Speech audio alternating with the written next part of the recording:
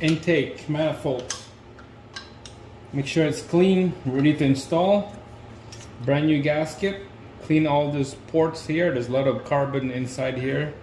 Wire brush and brake cleans. Make sure to clean those off, especially on all these ports. And the tips of these injectors, make sure to spray some brake cleans and use the wire brush to clean all those ports. Same thing, the sleeves right here. Make sure those are clean. And there's little dividers right here. Same thing, those make sure are clean. All four of them. I just use brake cleans and wire brush. And then the side of the block, make sure it's clean because this intake is gonna go in. Making sure we'll put some little bit of oil on this injector's plastic right here.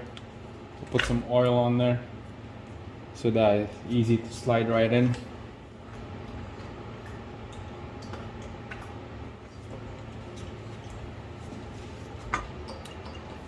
Alright guys, make sure it's nice and flush in there. Put all these bolts back in here. And then 2 more on the bottom. And then after that, there's gonna be two more screws down here. Okay, it's T20 on this one. Make sure we're gonna zip all this thing down before we're gonna torque the bolts. All right. So just spin it a couple threads. Make sure we'll catch the first threads on the block, and then we're just gonna zip it down with the power tool.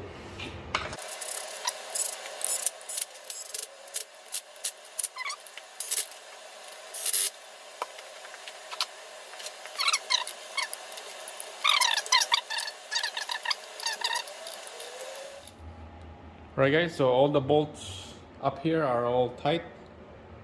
There's 5 of them. And then down here there's a nut on each side. There's one right there, and then one on this side, and then there's a bolt, 2 in the middle right there, and then one right there. Alright, so that's how you install that intake, and then let's move on to the next step. We'll do compression tests.